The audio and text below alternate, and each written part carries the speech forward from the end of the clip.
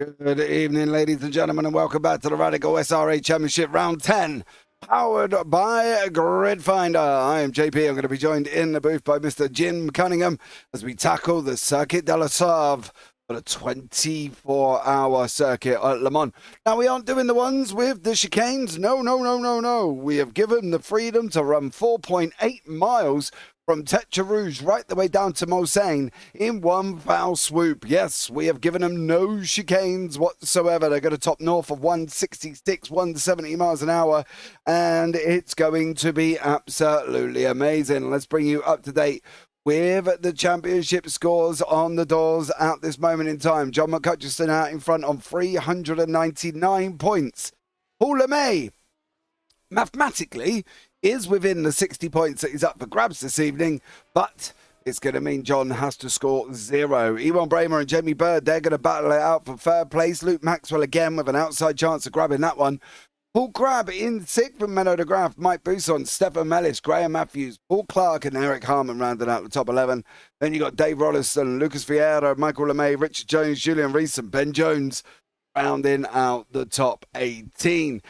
Still up for grabs mathematically, but it's going to be very tough indeed. Let's welcome in Mr. Jim Cunningham into the booth. Jim, welcome in. Man, glad to be here. We're season finale at Le Mans. You can't ask for anything better than that. No, you definitely can't at the moment. The drivers are into qualifying. They are about 10 minutes into quali. Got 10 minutes left of this open qualifying, of course. Some drivers have got times on the board. Michael LeMay and John McCutcheon have not got times on the board at this moment. But Ewan Bramer, Luke Maxwell are your 1-2 with Paul Clark, Paul LeMay in there, all at the same time. 4.8 miles, Jim, right the way down from Tetra Rouge down to Mulsanne. Surely we're going to get overtakes. I love it. That is awesome. That's old school, man. We're going back to the way it used to be. I love it. Yeah, I think we're going to see a lot of overtakes there. That's going to be draft central, so there's going to be a lot of draft passing there. It's going to be exciting. Well, it definitely will be, and one I think everybody's going to be able to sit back and enjoy, especially us up here in the booth, because I think this is going to be a bit of a draft fest, backwards and forwards between these guys constantly throughout this race session. 60 minutes. They have only got 40% of fuel, so they will have to make a pit stop. There is talk, to be honest, that they might have to make 2. That could really mix up the scenario here at the same time. You can see David Rolliston going down that Mulsanne, and he's going down there all on his own. Hence, he's only going 160 miles an hour right the way down. They're at this for 4.8 miles, Jim. Long old time under full throttle. That is a long time for these cars, without a draft especially. It was interesting what you brought up there about the fuel and potentially having to make 2 pit stops. If they calculations show them that they may have to make 2, that could throw in a whole different type of race strategy here. We could have, some guys out there trying to run a fuel conserving and try to get it to 1 stop. It'd be interesting to see how that plays out. Actually, I'd like to see it go to 2 stops where it throws in that extra strategy like that. I think that'd be really, really interesting. John McCutcheon's gone over the line and done a 3:39.179. He's put it on pole straight away. Luke Maxwell is now making a run here at the same time. He is on his way down into Indianapolis, coming into Arnage, the left-hander for Indianapolis. A little short spurt up into the right-hander of Arnage before we go through the back end of Le Mans. The twisty bit, almost here as well. These guys have not had to turn the steering wheel for about the last 10 minutes, so they're going to have to start turning it now. We're going into Porsche curves at the same time. Going to be very exciting. Jim, we spoke in the green room. Not a lover of Le Mans. I mean, don't get me wrong. I love Le Mans for the classic 24-hour Le Mans race, the history. And I think it's a great track when it's packed full of cars like that. I don't know. I think it just, it's not it can be not the most exciting track in the world if you're, if you got 10 or 15 cars on it because it can get so spread out over the course of a race. But no, I love the history of this place, and I love it when it's packed full of cars. Just not as much when it's slower cars and not a big full track full of cars. I think the thing is, Le Mans is a Marmite circuit. I'm with you. I am with you. I don't necessarily like this circuit. I think it's too long. It's not suited to certain cars, and I think that, unless you're running Formula One, that would be all around here. But you are right, it is a very long circuit. GTPs, LMP2, 3s, whatever they're going to put out there, I think, might make great racing. But sitting here with other series that do it as well, I think, yeah, you are right. It is a little bit long for them to be able to go round here on, It would be ridiculous giving it on to a Renault Clio, for instance, on a calendar. Right. I mean, right. Well, to be honest, I think this is about the lowest level of car that should run here. You know what I mean? Like as far as speed wise goes, anything slower than this type of car. What makes this car good here is they have a decent amount of grip, so they can whip about the turns pretty good. But yeah, just again, the faster the car, I think the better this circuit is. But it just needs to be packed full. This is a great multi-class track. But I would love to see Formula One here, that being said. Yeah, Formula One here at Le Mans would be absolutely amazing. Let us know what you think you got as well. Would you like to see Formula One on Le Mans? That would be incredible rundown to watch. They've done some tests. It was more like not tests, but like a promotional thing where they've run a couple of different Formula One cars here. I know Fernando Alonso did one. And maybe, I don't know. I'm not sure who the other one. I know Fernando did one here for sure. And I know they got up to 240 miles an hour on the Le Mans Straight. So fast enough, eh? Yeah, that'd be fun. It would be fun. I think some of these guys would love it. Yeah, even with the chicanes in there, which again, I get the point of the chicanes, and with a Formula One style car, I could get why they would definitely want the chicanes. That's kind of where they came from, was just to slow cars down. I'm glad that they chose it for this particular race to not put the chicanes in. It's not like you need to slow this car down that much going down the straightaway, so it makes it more fun for the drivers to be able to maintain that high rate of speed like that. Yeah, it was open for discussion. Up and John, as we might boost on, go into the final parts here, right through the left, through the right again, onto the start-finish line. He has got a green on the board. Is it going to be an improvement for Mike? 45.16, not massively. He's going to start down in ninth. What about Luke Maxwell? I wonder if those fans are slowing Mike down. All of them fans he's got in his PC? Could well be. Maybe it's blowing the wrong wind direction. It's like running into a headwind or something. I don't know. Yeah. It wouldn't surprise me, to be fair. Now, Luke Maxwell, what is he going to be able to do? He's got 2 greens and 2 yellows on the board as well for his final run. He looked like he got that last corner a little bit all wrong, and I think Luke knows it. He did. Unfortunately for him, he's going to stay in third. Raymer's got green purples on there. He comes through the last corner like an absolute banshee. Is he going to be able to hold on to this second place, or is he going to jump up into pole? He's jumped to pole, 3:38.962. Right at the end for him. Menno de Graaf also goes over the line. We're going to have Michael LeMay will be next. He's going to come through and finish off. David Rolliston after that one. He's going to come through as well. Jamie Bird is sitting in fourth. He's got greens on the board. Is he going to get to the end within the next minute? He is through. He goes, Jamie Bird.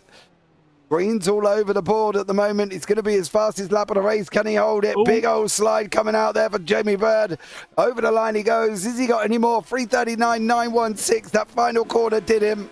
That final corner, Stefan Mellis bumping full ball over the curbs at the same time. Graham Matthews currently as well. That's going to be roughly the end of qualifying. Everybody else are going to be a little bit behind, should we say. Yeah. So there we go. I think Stefan had a couple of off tracks during his quali laps, and he struggled a little bit there, just with a turn or two that he seemed to get wrong. And also, Paul LeMay was on a heater, it looked like, and he had an off track and threw away his last lap to improve his time. Mm-hmm. I'm really surprised Luke Maxwell didn't get a little better run at the top of the board there. I mean, not that he's that far off, but I just every time I see him, I expect him to be at the top of the board. He just always seems to be so fast. Right. In my time here, Ewan Bramer being on pole, that's a bit of a surprise to me. I haven't seen him run that fast. So that's a bit of a surprise to me in my time here. So that's cool. Yeah, it is cool for Ewan Bramer. It's going to be topping out on pole position. Mike Buson just running around there, trying to just do Mike, I guess, that one. Not sure what he's up to, but we'll wait for the swap over and we'll be able to bring you up the grid. Don't forget, season 3 is out as well. Sign-ups are available. Join the Discord. There is a form there ready for you to be able to sign up and get yourself involved in season 3. We're going to be heading to Alton Park, Laguna Seca, Spa-Francorchamps, Okayama, Monza Historic will be the Endurance Series, BIR GP, Rodskogan, Snetterton, Road Atlanta, and then we're going to go Daytona Roval for the final race of the season. For the Endurance, get yourselves involved. Come and get yourselves into the Discord and sign up below. Mixture of free and paid tracks all at the same time. There we go. Right, yeah, Mike? I saw the schedule earlier today. That's a good looking schedule. And man, Mike Buson's livery, man, that's pretty cool looking livery. I like it. All right. Have we switched over yet? No. Waiting. Just waiting. I love the couple of the classics, like the Dunlap tire thing there, and the Michelin thing over the start finish over the front straight area there, right there. That's those are some classic shots from Le Mans right there. Yeah, definitely. Am I going to be able to do this by hand? Can we get it? Session is still finishing off, so we will have to wait there all at the same time. We'll see how and what goes on once more with these guys. So hold on to your hats, ladies and gentlemen, and get yourself ready for what plans to be some epic action here at Le Mans for the final round of the season. So stay tuned and hold on to your hats, because I think it's going to be very, very interesting indeed. I'm just waiting for the session to swap over. Take a minute at Le Mans to swap over, the same it does at Nordschleife at the same time. We'll have to hold off for 2 seconds. That would probably be boring as all get out to run one of these races at the Nords, but I tell you what, I would like to drive it. What, Nords? Yeah, I love Nords in this car, man. It is so much fun. Yeah, I think you are right. I would put Nords on as well to be. I don't know, with 15 cars, 20 cars out there, I don't know how exciting it'd be for a broadcast, but I would love to run it. That would be so much fun to drive. Yeah, it definitely would be. We do currently have 22 drivers signed up for next season. So if you don't want to get yourself involved, you can come along and have some fun with us. Yeah, it's a great league. Great bunch of guys. And if you feel like you watch these guys and you don't feel like you're fast enough or something like that, don't even let that stop you, because these cars were designed for not as experienced guys, and the ones that are in here will be glad to help you get up to speed. We've seen so many people improve working with some of the guys in these groups. So come get yourself involved. A lot of fun. Yeah. And we might even be doing some other stuff, some other league race stuff coming up soon. Not ready to talk about that just yet, but we might be starting another race or two, another series. Happening. Yeah, we're just kind of Around hanging out. waiting. Yeah. Sneak over and ride the Ferris wheel while we're here.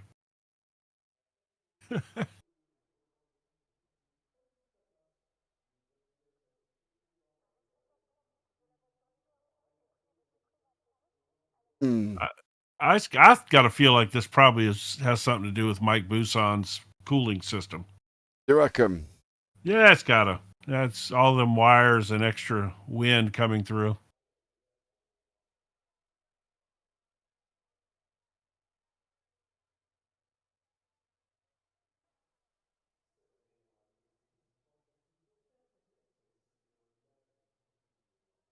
Should just go straight in to the hour session.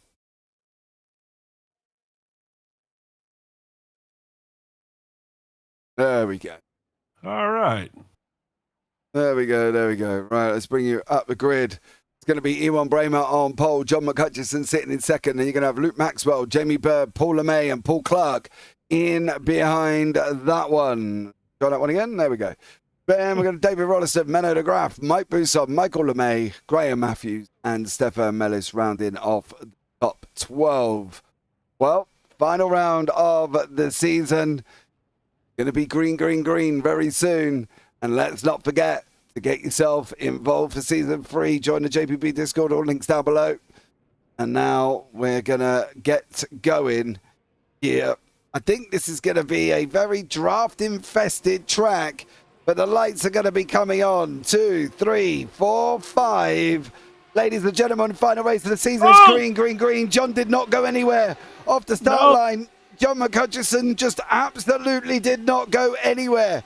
He lost whatever it was he had, and he did not go anywhere once more. Going off now into Dunlop for the first time here, through the left, through the right. Now we're going to keep running before we start coming into the Tetra Rouge S's. It's going to be that S's section down the hill. There we go. We're going to go right first. Then we're going to come left. And then it's going to be a right-hander onto Tetra Rouge. And then it's going to be that 4.8-mile run straight down to Mulsanne. Yes, we have not put the chicane in. It's going to be that straight run down to Mulsanne. John McHutchison all the way down 10 places at this moment in time, 8 places, sitting in 10th. Didn't work for John. He didn't get that car off the line.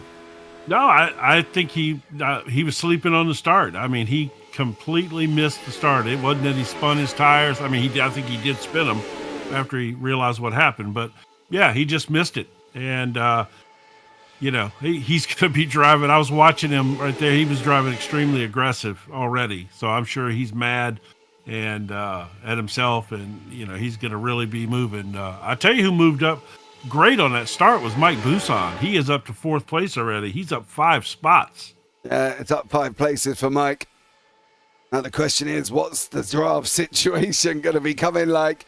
You can see Maxwell on the left, Bramer on the right. In behind that is Paul LeMay. Bird's going to be running side by side with Mike Buson through the break here as well. Coming down now into Mulsanne. They're spread out all across the back at the same time. 2 by 2 by 2.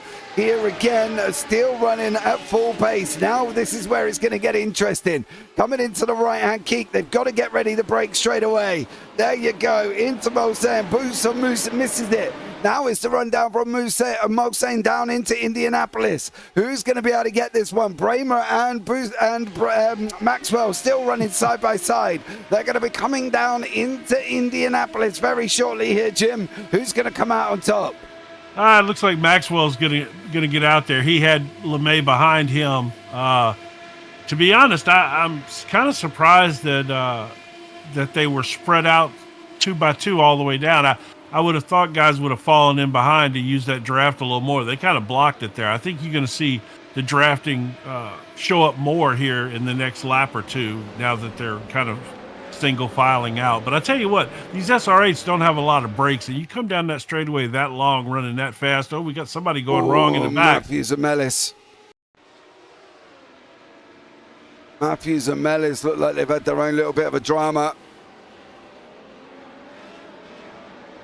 Oh, Mellis checked up, Matthews checked up, and then unfortunately just ran into the back of him.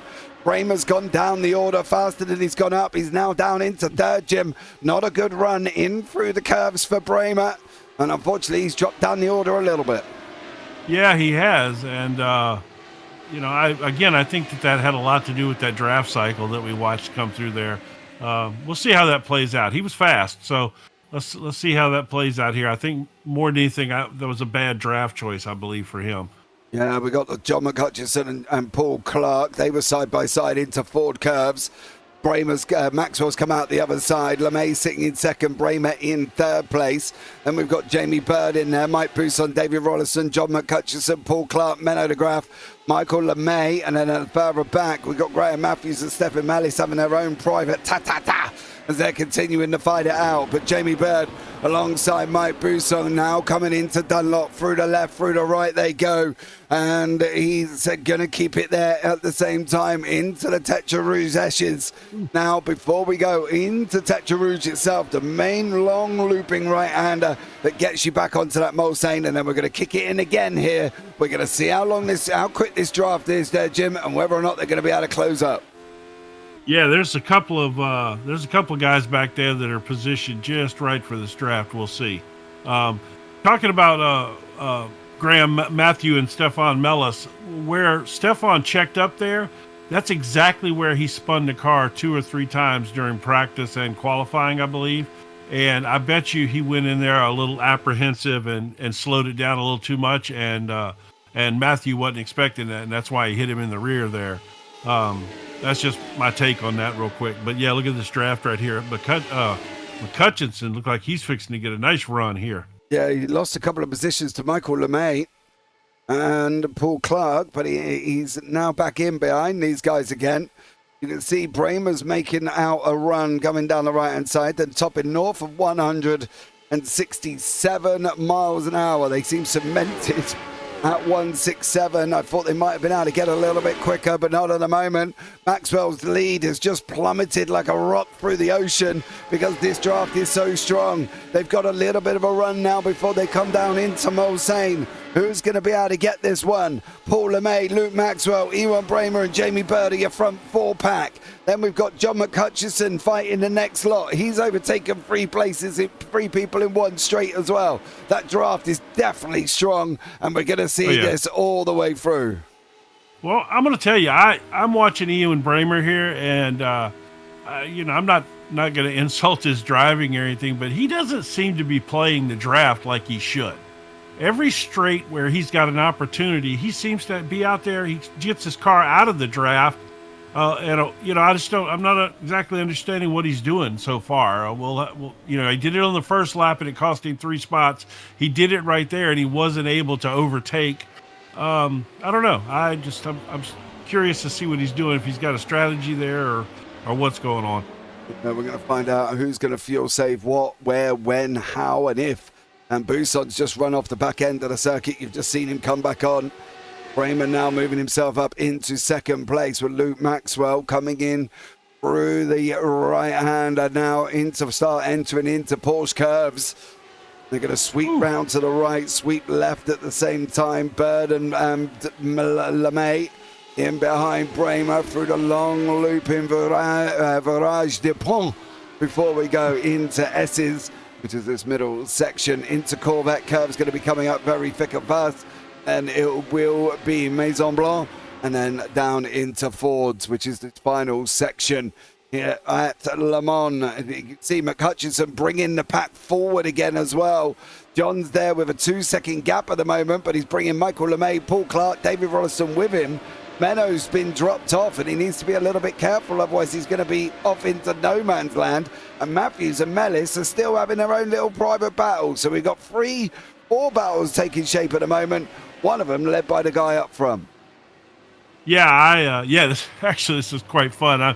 I'm really waiting to see how long it takes McHutchison to move his little group up to the back of the group with LeMay and Bird in it, and because he's coming. I really believe he's going to get there.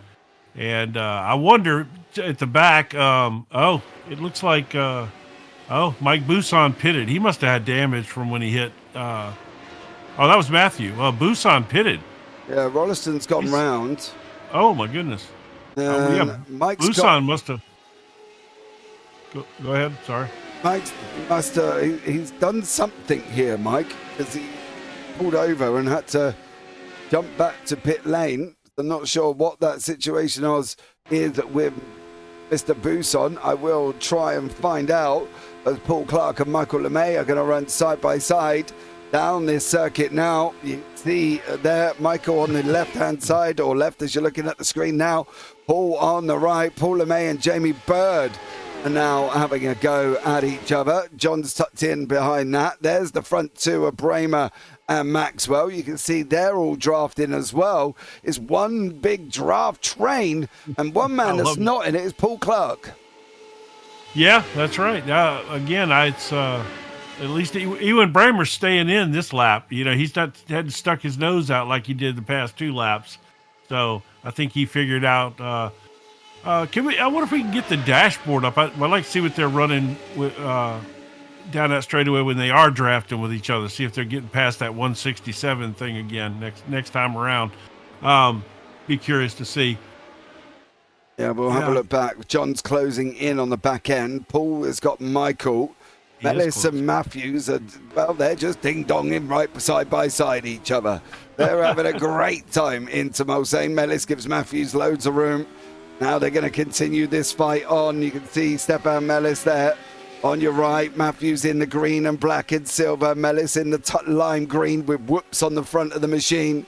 He's going to be still fighting out as he's heading down into Indianapolis. This is either going to go well for both of these guys, or this could go horribly wrong. Coming into Indianapolis now, Matthews is squeezing Mellis. There you go.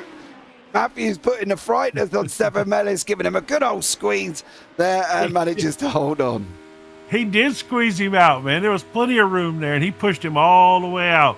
That was he was trying to get his track position. He pushed Stefan right off. That's funny. Yeah, good move though. Yeah, he got his elbows out. Bramer, the man with a plan. Milo, really? I've known anyone for God 2 years now, mate, and I've never known a geezer to have the plan once. So, he had the plan in qualifying.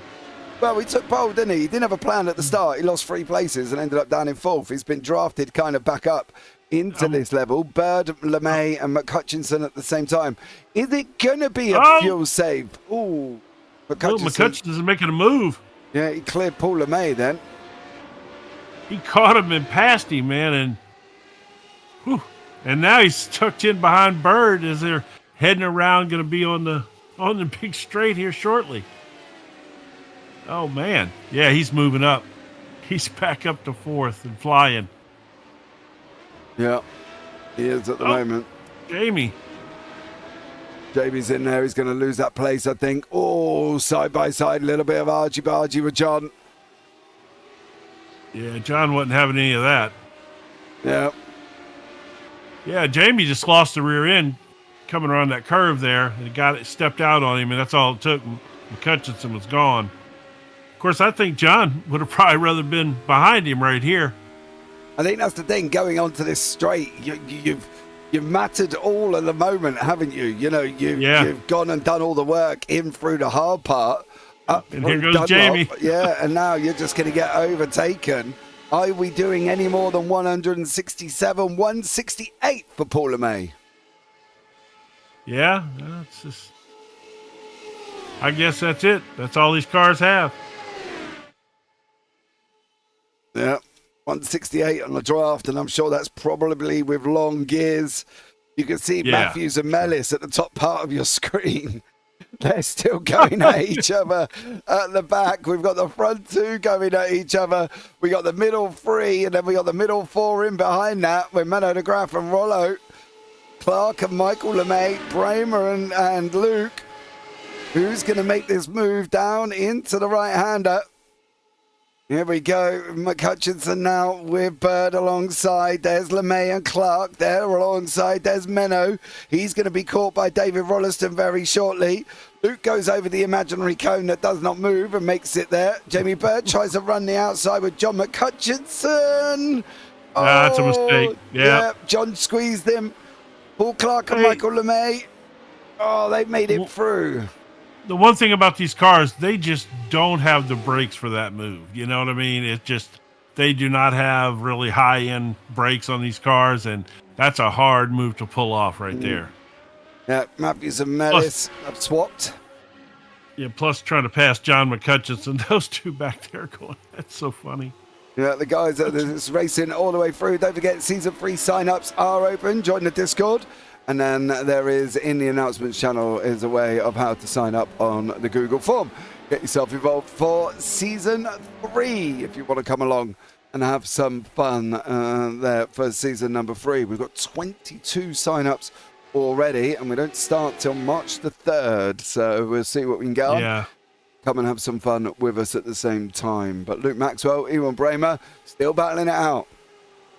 Yeah, it looks like Jamie Bird's plan back there on the last time around failed him. He tried to pull out and get past McCutcheon again, and ultimately he ended up behind Paul LeMay. So, I think he stuck his nose out there, and it just didn't work for him. Maybe he was hoping that LeMay was going to come with him, and both of them passed McCutcheon, but that didn't happen either.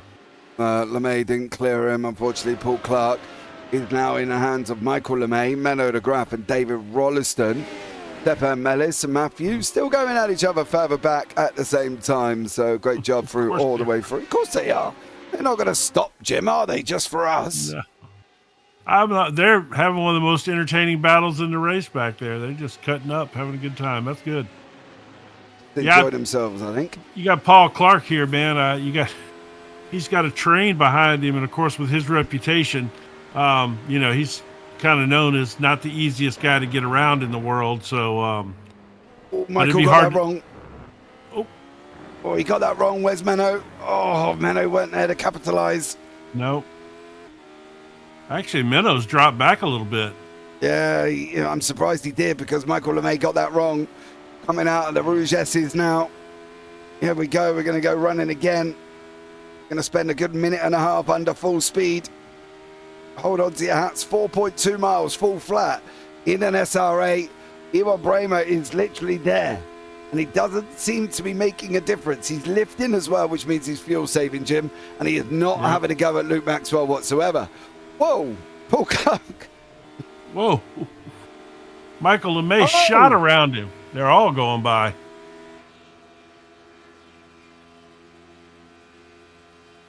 Did something happen there? Oh, there was a sputter.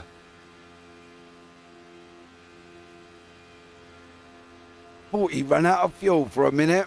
I honestly thought he ran out of fuel. There's David Rolliston. Him and Menno have just paused Michael LeMay. Definitely a splutter of some sort.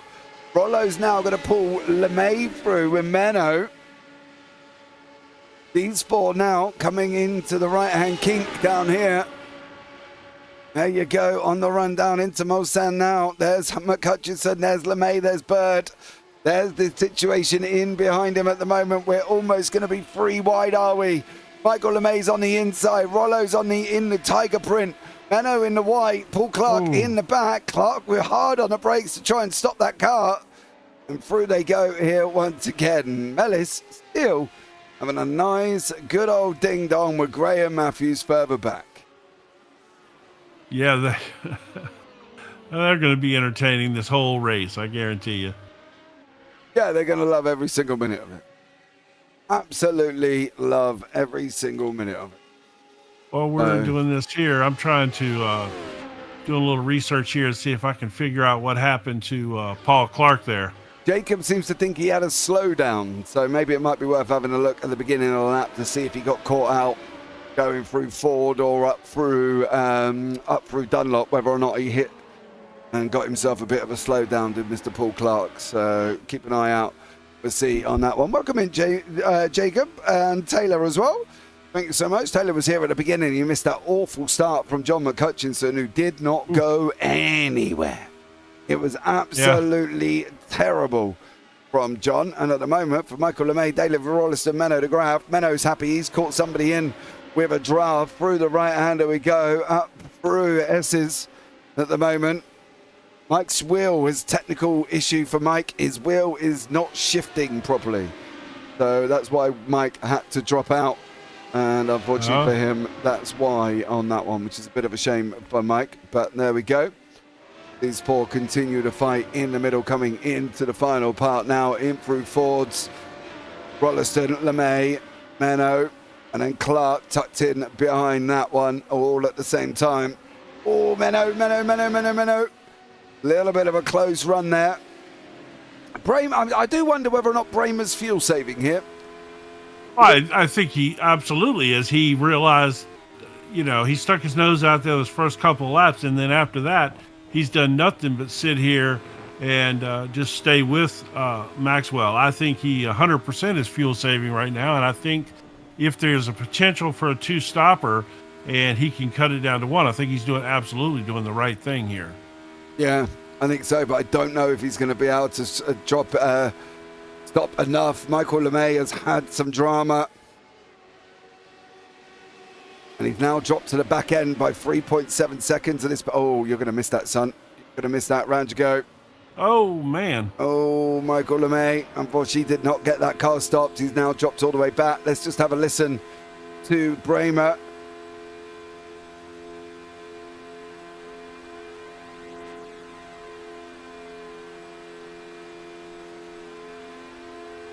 A slight lifting in the middle at full throttle. He's pulling it back a little bit. Yeah, I mean, he's clearly got he's got the momentum of the draft, and he's not taking it and trying to use it, But I also think he would like to turn this into a two-man race, especially with McCutcheon. Oh, Jamie Bird. Massive overspeed for Bird. Nice. He's closed all the way up. He's got past one. Is he going to be able to past John? There goes Paul LeMay. There's John. Tuck in now, son. Dive in behind him. Yeah, tuck in. Right. Tuck in. Why are you staying out there? You're not gonna pass him. I think he's trying to make sure that he can hold on to this position away from Paul. Rolliston and Menno are still swapping places. They're in a ding-dong with Paul Clark now because they've just dropped Michael LeMay. I don't even really need to have a look at these two wonderful fighting drivers at the back. They've been having a right little ding-dong here for Matthews and Ellis. I love that, the fact that they're fighting all the way through. Oh, no, it's great. I mean, if you're going to be there, might as well enjoy yourself. They're fighting it out. They could be battling for the lead. It's same fun for them.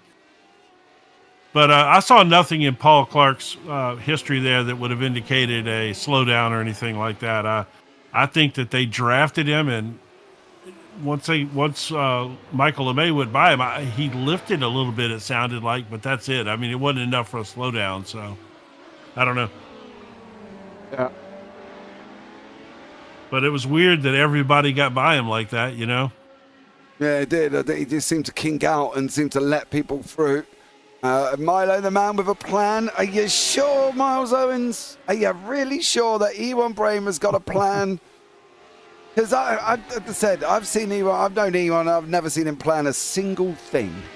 But maybe he has, maybe he hasn't. We will keep an eye out and see. I'll tell you what, Milo might be onto something here. Ewan is definitely demonstrating what looks to me like he's trying to execute a plan. They're both in pit lane. They're all in pit lane. Nobody saved fuel. What's going to happen? They cannot afford to go round again. They might have to stop twice. In they go. Everybody, huh? Everybody's going to come in on the same lap.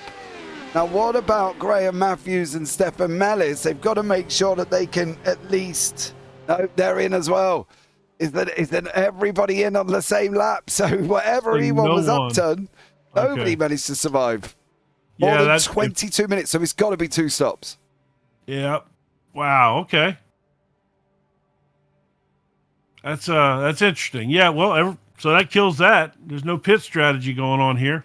No, it's run it as far out as you can, fill it up as much as possible, and try and get out as much as quickly as possible. We're going to sit here for a minute while they fill it back up to this 40% rule. Luke's back out in front. Ewan's jumped out behind him.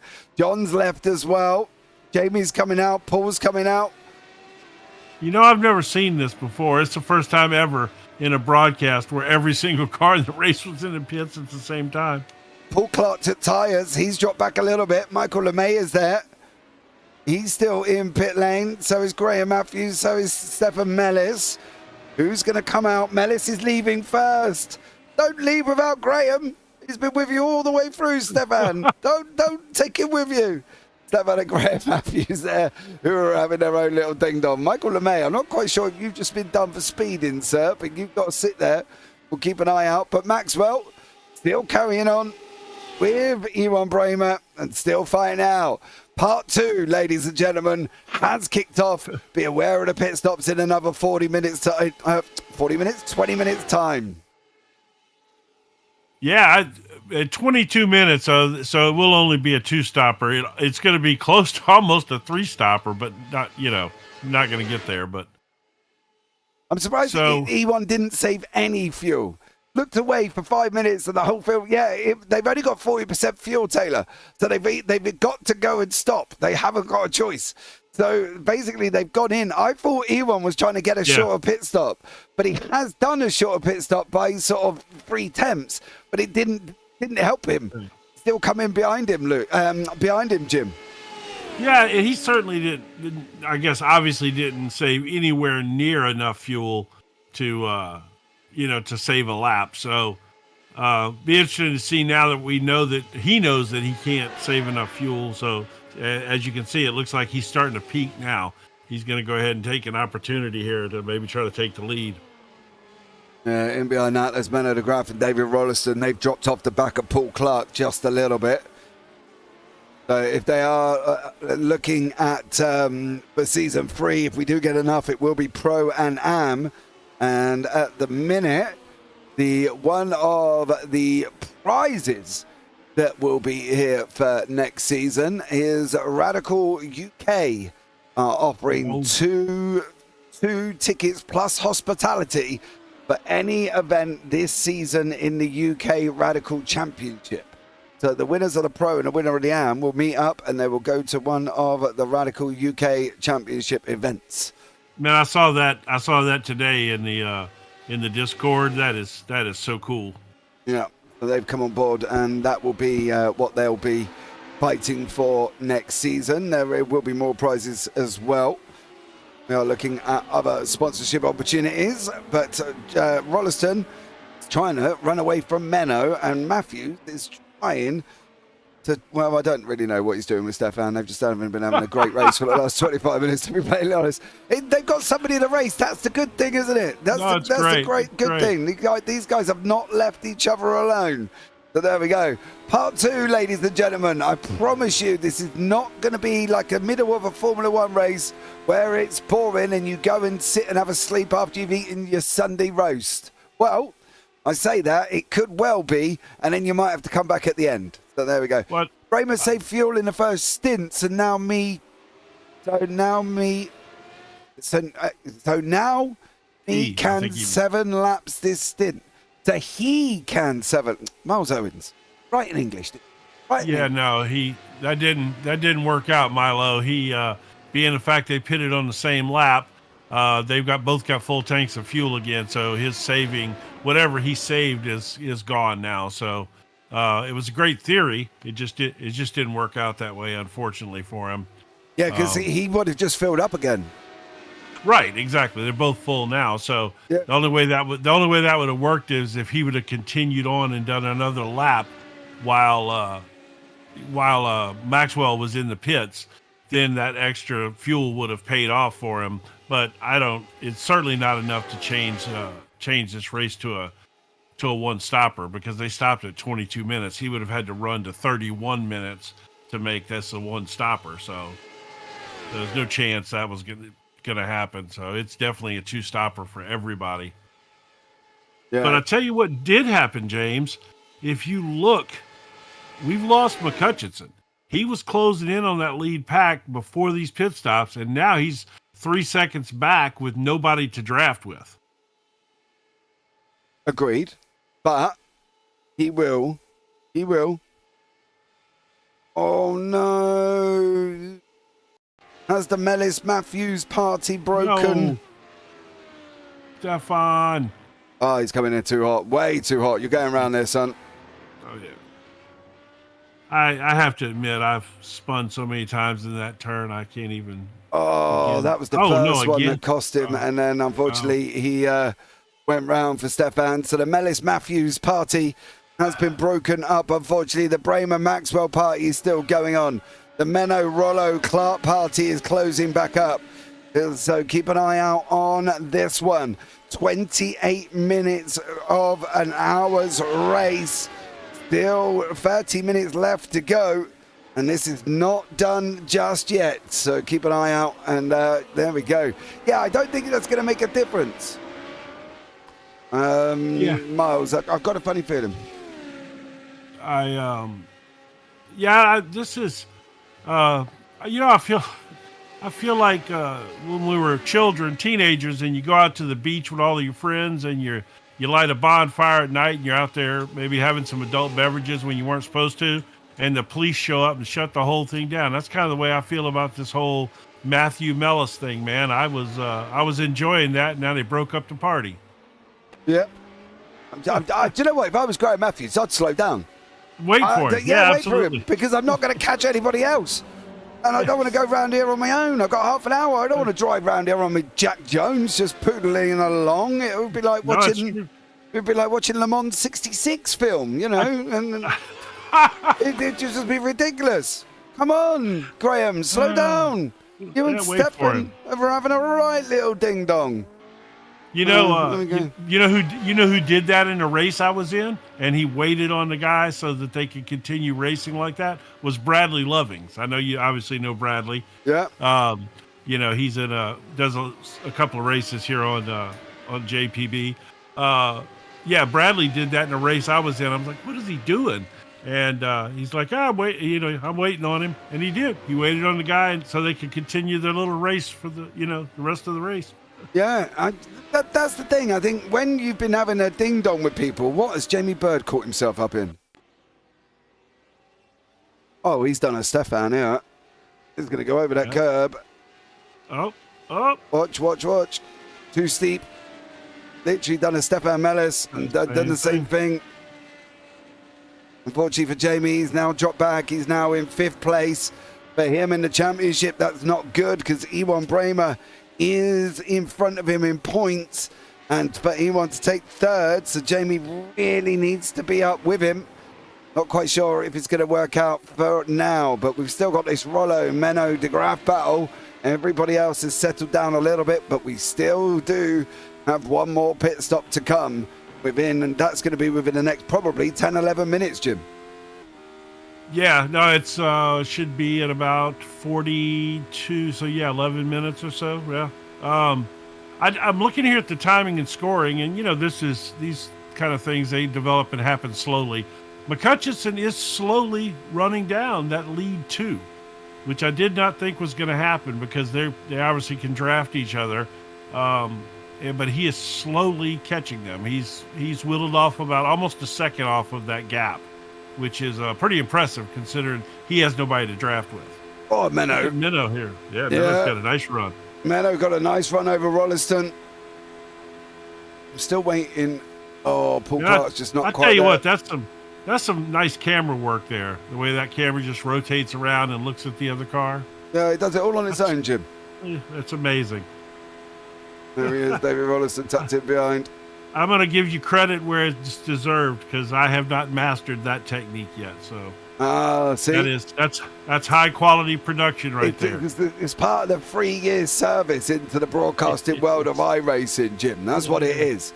It's being able to press multiple buttons all at the same time because you're all on your jacks up here. We don't want to be. Oh no! I looked away for 2 minutes. Oh my gosh. Yeah, he spun right in front of Paul. Oh, Rollo. I mean, yeah, nothing Paul could do there at all. Question is, if he goes in pit lane, is he going to have enough fuel to get to the end? They've only got one pass repair. I don't think so. I don't think so. Huge bummer, Taylor, yeah, for real. Yeah, that is a huge bummer. So he's going to be at about 34, 35 minutes when he pits. I don't think he can make it and save from there. They lasted 22 minutes. He's practically got to be close. He's got to get basically about a lap of fuel. Got to save 3 minutes of running. Yeah. That's a big ask. Yeah, that is a big ask. Big ask.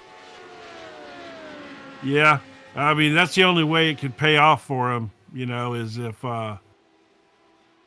if he could do that, but I don't believe so. I believe I am on the understanding that Mike is back out on the racetrack. Hopefully he is 5 laps down, guys. I think he's making sure his shifter can work. So fair play to him on that one. Jamie Bird back in pit lane. You wonder if Jamie got damage. What? Oh, he must have. I do wonder if he's just driven a lap with damage in that car, because obviously the bounce that he got last time. But we will find out. If he's going to go, I'm sure he's going to stop here, unless he's going to go. Paul Clark is in pit lane. Jamie is going to stop. Chuck it. Yeah. Got any... Wonder whether or not he had any fuel. Oh, Stefan Mellis again. Dude. Yeah, the first half of the race was going pretty decent for him, but this is what I saw already in practice. Yeah. Same spot. Yeah, the thing is, you can see on his when you can see in his first entry, when he goes in, he comes out, his back end slides just there. Yep. Now it's already offset, he's already loose, and he's tried to turn why the back end has not gripped up, and unfortunately for him, no, it wasn't a drive-through, Milo. He was literally pitting and stopped there. Yeah. So it might be the repair damage if he's got any. He's been in there for a minute, 14, 15 seconds for Jamie Bird. But Ewan Bramer and Luke Maxwell now still fighting it out together. So they're now going to have a go again. I think this is going to be that middle of the F1 race, Jim, part where you go asleep after your Sunday roast. That's the vibe I'm getting. I don't know. Yeah, maybe I'm not getting it right, but I think that's the vibe I'm getting. As Hamish calls it, that's when you go podcast time. you start podcasting, talking about this and talking about that. But maybe these races. Let's be realistic. That's exactly the reason that you created the format that you did for this series. That's why the only race in this series that doesn't do a sprint and then a feature is for that exact reason. You keep the excitement up the way you set it up. And but it does look like Ewan's going to make a pass here or try to make a pass here. He got him. Look, where's, Milo will be in here with the man with the plan in a minute. Yeah, he will. Well, whatever Bramer's plan is, he's gone through and made a plan. So whatever plan Bramer has got, he has overtaken Luke Maxwell. So Miles Owens has overtaken Luke Maxwell. I bet you John's in the car going, yes, fight, because he needs to catch up. He slipped back a good bit. When I made that comment a few minutes ago about him shaving it down, he's lost a second and a half since then. So, I think he's just struggling back there by himself. He's got nobody to pull him along. And at this point, he needs a partner. They can swap spots and draft each other down the straight and pick up speed like they do in those Indy cars at Indianapolis. Yeah. I think this is the thing at the moment now for these guys. They're in this situation. They're only going to be able to go one more lap. I reckon it's going to be one more, and then it's going to be in the pits there. So I think at the end of the day, you've got to now assess your situation for Bramer. Bramer's now almost looks like he's put his foot down. He's opened up 8 temps at the moment. I'm expecting all of this field to come back in again. Maybe not Bird, maybe not Clark, because they've just pitted. But I think everybody else in behind that. But the thing is, it's 1 minute 36 behind the leaders. And the pit stops at the moment, well, for the front guys, are about a minute. So they're still going to be out of sync with the guys in front of them. But we'll see what happens on that one. Taylor there with some very nice words, Taylor. Love you already. Thank you. Surprised more people are not racing and also watching. Commentary is great. You guys are awesome. Always enjoy your streams. Well, thank you so much for that one. That is great to hear. Taylor, look, share, like, subscribe, do what else you got to do. E1 Bramer's crashed. E1 Bramer has crashed. What? Oh, dude. Oh, Drama. my goodness. He's hit the grass. He's already got it loose. Oh, my God. He tore it up. Oh, my goodness. Bro, that was a thump. Wow. He's grassed the outside. He's already got the car going. And here we go. Bang. Oh. Drama at Le Mans. That's what happens, though, man. That you lose focus for that split second, and it could just blow up on you. It's here. This is where he catches it. Just starts coming on. He hits the grass just there. Yep. Then he rotates and brakes at the same time. And then, unfortunately, it is that slippery slope to what we call that barrier coming right here. There it is. Forward straight in. Bang. And we absolutely levered that barrier there for E1 Bramer. What are you going to do with your steering wheel? Let it go. Let's see what the verdict is. It looks just broke for E1 Bramer, and he jumped straight back to pit lane. He certainly tore the back end of that car up too. So, yeah, I mean that did him in for sure. Yep. As Milo has said, game over in YouTube chat there. Caught less than a tire of... Yeah, he did. And the problem is with the new particle model that's had coming out this season, I think it was, Milo, the new particle model, everything now makes you slip. And, Maxwell's nearly crashed. That's good. Oh, my goodness. Let's put McHutchison in front. Jamie Bird has also had dramatics. Oh, my gosh. What have we got going on here? He's loose already. Let it settle. I mean, that looks like a replay of what he did earlier. Yep. He did not let it settle. Oh, my goodness. Look at this. Luke was just having a run. It's the witching hour in Le Mans. Oh man. Brother. Nice save, though. Yeah. He reacted fast. That was a nice save. Well, so I tell you what, that right there is probably going to give us a little excitement for the rest of the race, because I think when these pit stops cycle out and everything, I think we're going to end up seeing Luke and John. Oh! John's in! Yeah, and Maxwell's staying out. Does Maxwell have enough fuel to get around again? I hope so. But Paul LeMay's coming back round again. Wow. Okay. I know. I do wonder whether or not John's used more fuel due to the fact he ran a lot of that part 2 on his own. He did. He did run a lot, almost that whole segment by himself. Yeah. Everybody looks like they're coming through. Right, for Jamie Bird's situation and E1 Bramer, Jamie is in 9th. And he will score 36. E1, if he comes out in 11th, he will score 32. So, excuse me a minute.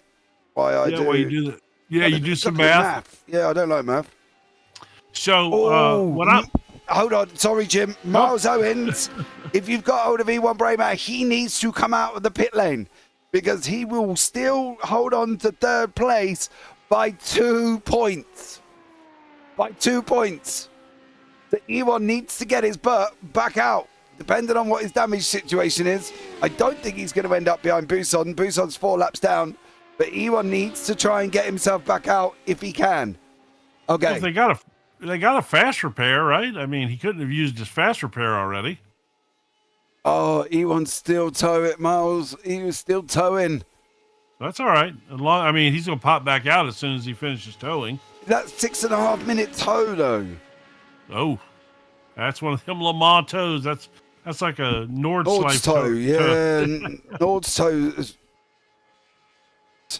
absolutely awful, aren't they? So what I've sitting here thinking about while you were doing your mathematics, you know, I have to pull off my shoes to do that kind of math. It takes 10 toes and 10 fingers for me. But what I've wondered is, okay, we got McCutcheon who pitted, and Luke stayed out. So Luke is going to run this lap on an empty tank of fuel, essentially, right? Car's going to be lighter. In theory, he should have a faster lap. So it'd be interesting to see how that plays out. If he was able to pick up a couple of tenths there, and because they were only a few tenths apart when McCutcheon pitted. So it'll be interesting when this all plays out to see where that shakes out, because Maxwell having the opportunity to run this on an empty tank of fuel should, in theory, give him a couple tenths, at least. I agree. Do you know what? It's weird, right? I'm sitting on board with him now, and I don't have game sounds coming through my ears, guys. It drives me absolutely balmy while I'm commentating, especially these cars. So I've got them coming through a speaker, a Bluetooth speaker on my desk, and I'm just waiting for the chug, chug, chug, chug, chug, chug, chug. And that's all I'm waiting to hear coming out of Luke Maxwell's SR8. I'm going to follow this all the way down to the end of this lap, and he's literally waiting for it to all of a sudden just splutter. Is he going to be able to get in? It can't be super close because Paul stayed out too. So, but between, I think there's, they must have had enough, but he made it clearly. Hold on. You're still. Oh, he got it into pit lane. I was literally waiting for the blup, blup, blup, blup, blup, blup, blup. Menno in pit lane. Now it's going to be whether or not Luke has done enough to come out close enough to John McCutcheon. Oh, Stefan Mellis, what are you doing? What's gone on here? Man, that's, I'm telling you, he was having a tough time with it in practice too, man. It's a hard track. It's so tough. That turn right there is the turn that ate him up in practice over and over again. Luke's in pit lane. Luke. I think he's braking and turning at the same time. Well, here comes McCutcheon. Where is he's on his way out. Where's Maxwell? Oh, is he going to come out ahead of him? He is. Worked out. So that worked big time. May's just going to miss out, I think, on that third. Yeah, he didn't get John, but John did not get Luke. Luke is on his way down the road. That is it. Oh, that was a huge jump right there. And do you know what's worse? Fine, hold on. I'm still doing math. Take your shoes off if you need to. It works. Do you know the situation, though? If Maxwell holds on to this win, he jumps Jamie Bird and Ewan Bramer. Oh, my goodness. All the way into third? All the way to third, from fifth to third. And he missed races this year. Yeah, but the points get, because it's 60 for a win, then it's 50, 47, 46, 44, 42, 48, 48, 46, 44, 42, 40. He literally, from Luke, jumps all of them. And he goes into third place. Wow. Yeah. Ewan will end up in fourth. That makes, Ewan's back out on the track now at least, but so that'll save him ahead of he needs to get him. There goes Michael May. Ewan can see him. Got to get him. He needs them points, Miles. He needs them points. Because at the moment, the points gap between him and Luke is literally 3. Luke will win on 3.54. Ewan will be on 3.51. Where is he at the moment? 10th. So he will get 30. 1, 2, 3, 4, 5, 6, 10, 34. on the 319. 9:13. 4, Would 5. Oh, he's one down. Well, so this is my thought here again. Stefan Mellis is in 8th place ahead of him. We've seen Stefan spin, 2-3 times in the second half of this race. If that behavior continues, it's possible that Ewan will pass him at some point with Stefan spinning, which would give him one more position, which would give him that point he needs, right? Yeah, he'll get 2 if he goes up 1. I'd like to point, this is literally, if we cut the race off right now, right at the moment in time, Luke's in 3rd with 3:54. Ewan's in 4th with 3:53, tied with Jamie Bird on 3:53. Oh my goodness. So it's going to be about the fastest lap situation at the same time. Oh. Well, McCutcheon holds that right now. No, because Ewan got pole. So he gets a point for pole. He's on 3:54. Oh, he does, huh? So it's 3:54 with Ewan and Luke, and then Jamie on 3:53. Oh my God, the drama. Got more drama than EastEnders and Friends and Home and Away and Neighbours put together. Oh, look at all that debris on the track. Yeah. Probably could be something, might have something to do with this young gentleman. There we go. It probably does, yeah. There we go. It's Graham Matthews. Looks like he's going to bring on everything. Thanks, Graham. He does. There we go. Yeah. So hold on. So where's he going to go 9th? You could drive yourself crazy doing this math. Yeah, but so he'll plus 2. So we'll be on 3:56.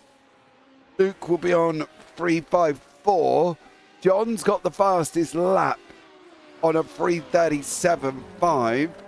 So that point is out. Oh no, Ewan's going around again. Oh, okay, -2. He didn't hurt himself. He didn't hurt himself, but he could have. He was about to pass Paul LeMay when that happened. He was closing on him.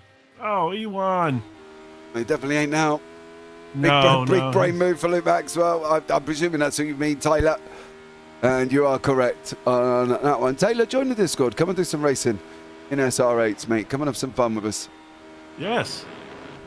We go now. So John's got the fastest lap by nearly a second, by 7/10. I mean, he must have been in the draft for a good while. That was a draft. That had to be a draft. There was no way he's going to be able to manage Which is weird because he really spent the entire second sector not drafting anyone.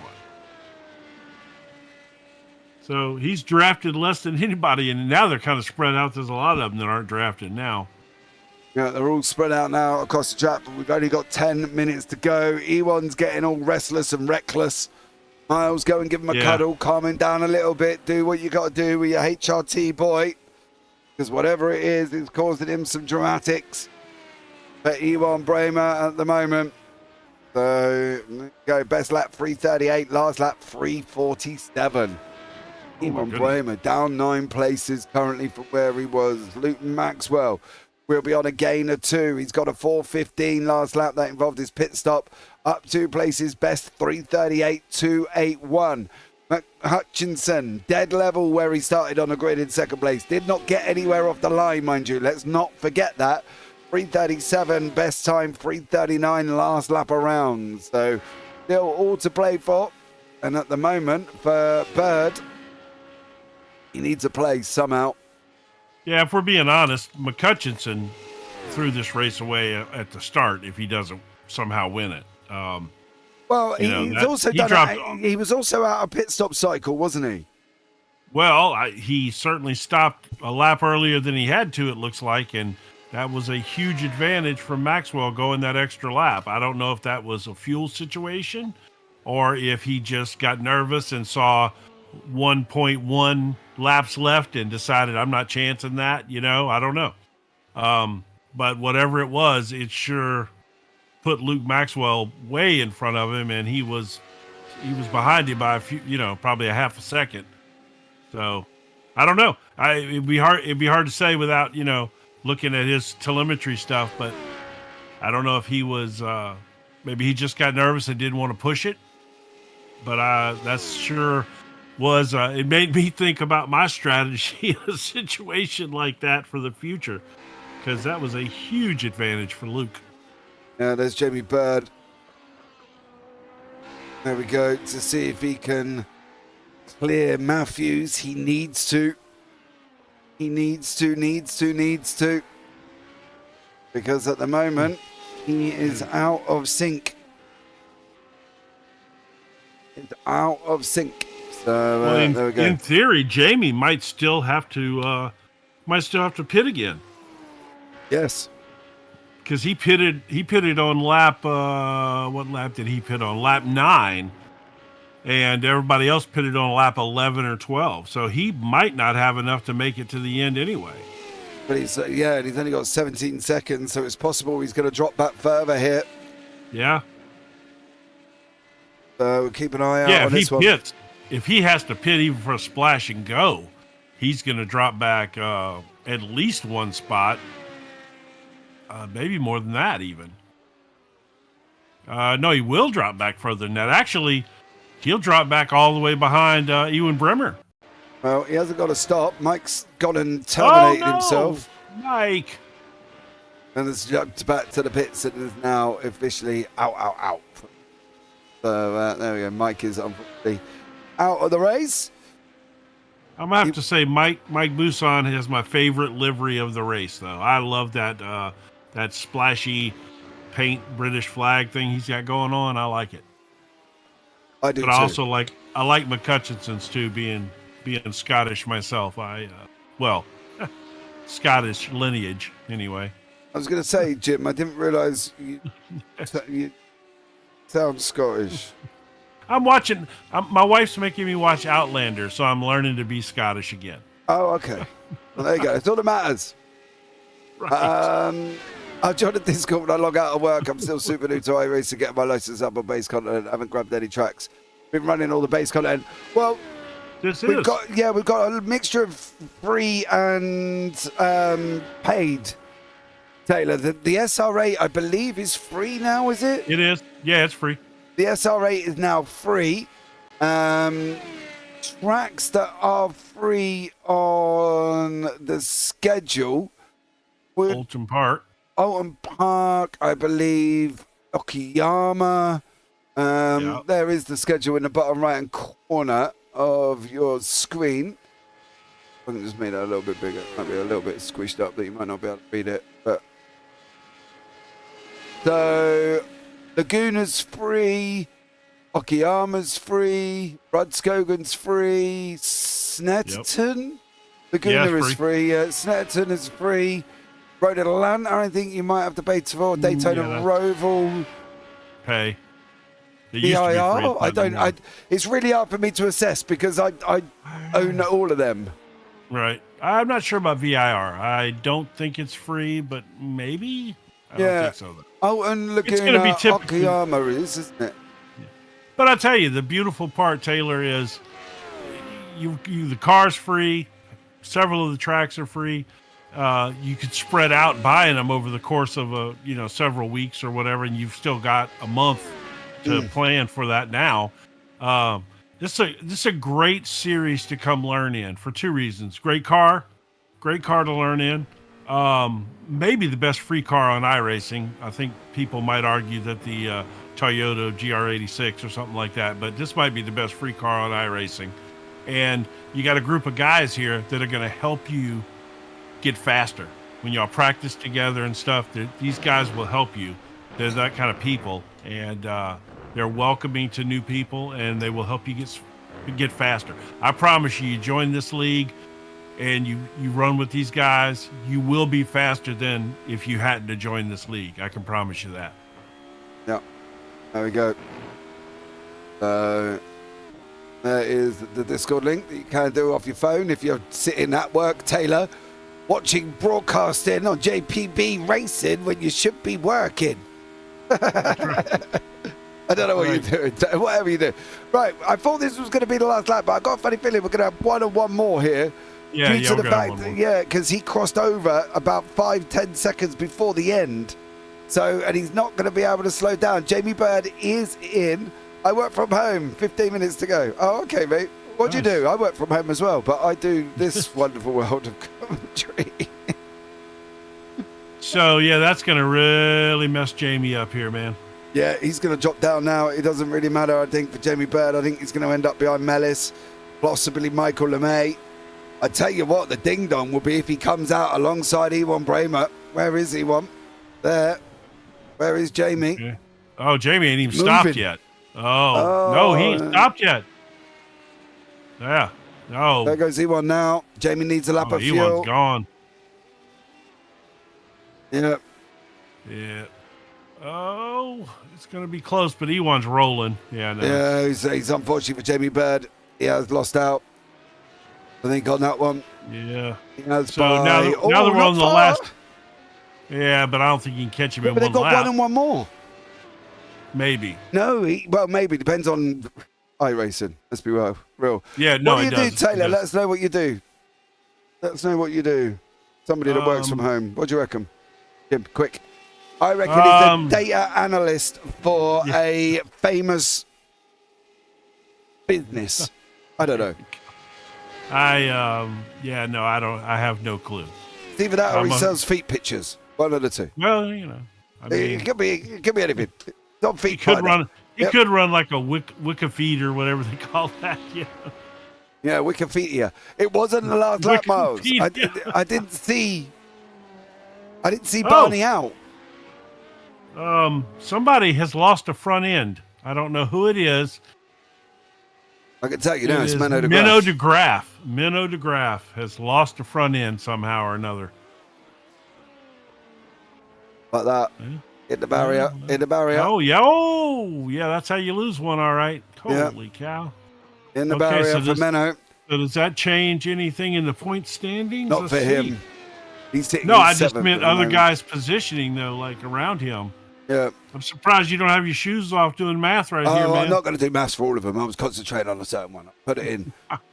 Right. Is this going to be the official end of this race, which I think it was always close. There was never a white flag. Now we've got the final race. Here we go. Yeah, this should be it. Luke Maxwell's going to cross over the line. He's going to do it with seconds, mind you. He's to take the final win here for Luke. John McHutchison comes over in second. Paul LeMay is going to be in fact. You never told us what you actually did, Taylor, to be honest. So what do you do? Paul LeMay will be in third. This is where he comes back now. He says, I sell feet pictures. No, he says right there, customer service for a software company. Oh, okay. I missed that one. That's a shame. Basically, he takes idiots like me who can't install software and helps them. And this is where he goes, turn it on and off. Rollo comes over the line for a great finish for him. Menno de Graaf in fifth. That's where it is, Jim, isn't it? He turns out and says, Jim, try turning it on and off. Yeah, right. You know what I mean? Graham Matthews, he deals exclusively with restaurants. Is that taking orders for a food company by any chance? No, probably no. Based on that, my guess is because I owned a restaurant, actually. My guess is it's probably the ordering software, where they order and it sends it to the kitchen and all of that. That's big business now in the restaurant industry, that software. Oh, okay. Yeah, it's big business. All right, we're just waiting for Stefan Mellis to come over the line, who's spun more times than a ballerina in Swan Lake. Unfortunately for him this evening, he's done a lot. There we go, comes over the line in seventh. Michael LeMay had his own bit of drama.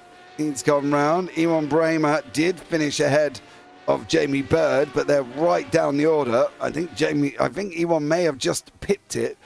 Jamie Bird comes over the line there, and then the final run is Paul Clark. No, POS company, I handle issue with reporting and payments, points of sale. I know what that is. Yeah, there you go. Right, so there we go, ladies and gentlemen. That has wrapped up the final race of this evening. Let's bring you up the final results here as well. Stefan Mellis is out there doing more of those ballerina pirouettes right now. Yeah, he is at the moment. I'm going to try Luke Maxwell. He is your winner with John McHutchison in second place. Then Paul LeMay with David Rolliston, Menno de Graaf and Graham Matthews. Then we've got Stefan Mellis, Michael LeMay, Ewan Bramer, Jamie Bird, Paul Clark, and Mike Busson. So there we go.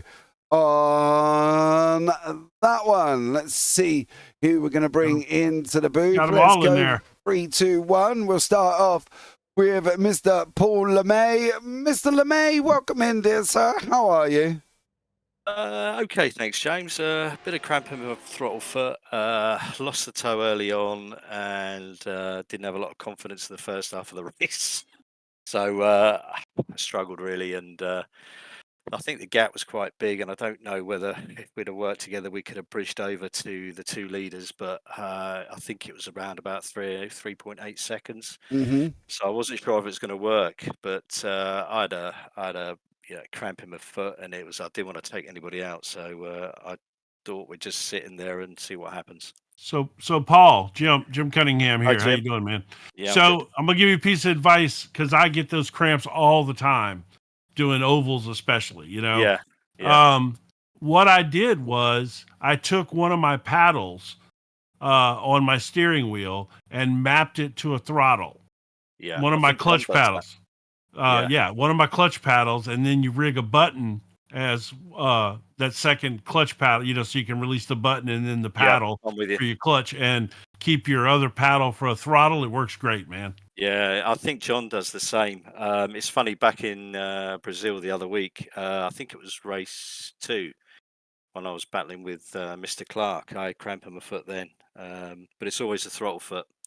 Yeah. And it drives you nuts. So, as I say, I was just struggling big time.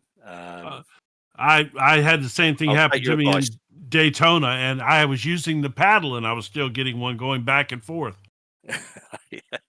Well, I'll give it a go next time. But it was a tough race, and I feel very fortunate to get third, to be honest. Yeah, an hour long at Le Mans. Yeah, I feel that it would have been better with the chicanes in there, but it was okay. No. Yeah. No. It wouldn't have been as much fun watching you all hurtle down at 170 mile an hour to see who was going to be brave enough to stop it at Mulsanne, was it? I don't know, mate. It's how it drives, isn't it, really? But it might be good for spectating. But I think I prefer it with the chicanes. But it was still good. It's no worries. No, I'm not worried about it, mate, to be blatantly honest. It was literally John reached out to me. It was like, James, it's historic. Do you want them hurtling down the road? I said, John, it's entirely up to you. You tell me and I'll change it. He was like, leave them. I went, all right then, John. So you can blame him. That's cool. Yeah, no, it's been a good season. I've really enjoyed it. I can't wait for next season. Yeah, next season's going to be great. Is there anyone, Paul, you want to give a shout out to before we let you go? You guys and John for putting it all together, really. It's been a really good championship. We've had some great drivers, and it's been really respectful racing. I just hope we get more people in for next season, because I think it's a cracking championship.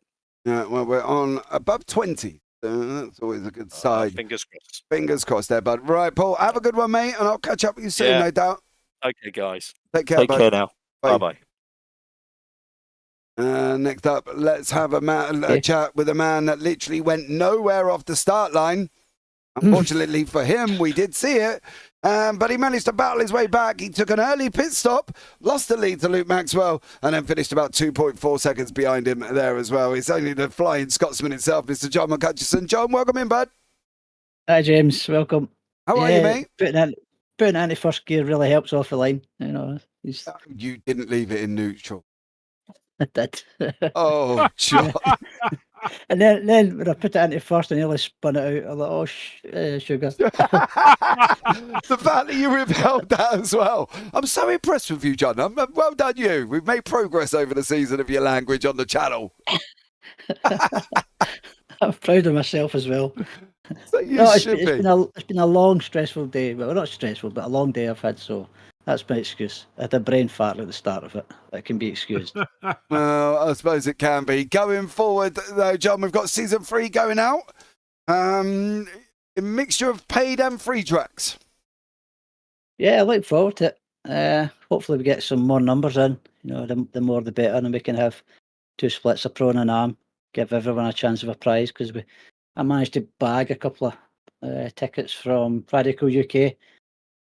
So at least there's a prize at the end of it. So looking forward to it. What an awesome prize that's going to be. That was so cool when I read that in Discord. But John, hey, Jim Cunningham, I got a quick question for you before we get away from this race. Came down to that situation where you pitted and Luke did not pit. Did you absolutely have to pit there, or were you cutting it close, or did you have another lap in you there and you just pitted a little bit early? What was the story there? Hi, Jim. No, the first pit stop, a short field to try and get onto the back of Luke and Ivan and get away from Paul and Jamie. It got me away from Jamie and Paul, but I couldn't catch Ivan, and because Ivan was stuck up his exhaust all the way down the straight. I was losing a second down the straight. And then when I got ahead of him at the second pit stop, I did pit one lap early because I knew he would just pull up behind me on the straight with the draft. So I had a second, and I tried to gain a second in the pits. It helped a little, but he was too quick in the end. Yeah, no, that makes sense. I was, because we were curious, because obviously that paid off for Luke there when he got to run that lap with an empty tank of gas, which makes the car lighter and faster, obviously. So it worked out to his advantage. But yeah, I was curious. Thanks for being open about that. I appreciate it. Also, in the second pit stop, the race was 17 laps right up until the second pit stop. So I fueled for 17 laps. Luke didn't, and then it went to 16 laps. So he got lucky on that one. See, I told you there should have been an extra lap, Jim. Yeah. Well, it was close. I mean, it was close, man. I'm not gonna lie. If he would have, I think if he slowed down just a little bit, he might have ended that race a lap early that way. I agree. You haven't spoke to Luke yet, have you? Not yet. No. Right, you need to ask him about how his first practice session went. Okay. All right, mate. I will do. I feel there's something in there that's going to get me in trouble. Absolutely. You didn't hear that from me. All right, mate. All right, John. Anyone you want to shout out before we let you go, bud? I've been meaning to shout out to. I've got 4 or 5 friends that watch the race sometimes. So I don't know if they watch tonight. I shout out to them for watching it, to the Coat Dyke boys. So do they race? Let's get them in the series. No, they don't race. They just watch the William Wallace of the SR8 hurtle round and take all victories. Yeah, they love the comments from you guys. So keep it up. All right, man. Take care, John. I'll catch up with you probably in about 15 minutes. Okay. All right, man. Take care. James. Right, Jim. All right, now we're going to have a chat with Mr. Luke Maxwell there as well. Luke taking the victory here at Le Mans, and he did it through the pit stop cycle at the same time. Luke, welcome in, bud. Hey, how we doing? I'm all right, mate. How are you? Yeah, really good. Really happy with that. That was a nice way to end the season. Yeah. Did you enjoy it with no chicanes, or would you prefer chicanes? Did he tell you about my practice when I did 12 laps of practice driving the chicanes? Well, I'm just about to ask you that, but I feel you might have already dropped yourself in it. So go on. So what happened, Luke, anyway? Well, I saw John posted the other day his reference lap, and I thought, how the bloody hell is he 10 seconds quicker than me? And then I checked in Garage 61 and was like, I see the problem. Problem being you were on the wrong layout? Yeah. I just, you're so zoned into the braking points and the apexes that I completely missed the fact that it was a completely open straight. So I mean, yes, the Flying Scotsman's fast, but he's not 10 seconds faster. Huh? No, not even on a big track like this. Well done, Luke. I'm proud of you for doing the wrong track layout on that one. Season 3 coming up as well. Prizes on offer. Are we going to see? We're going to see you already, I believe.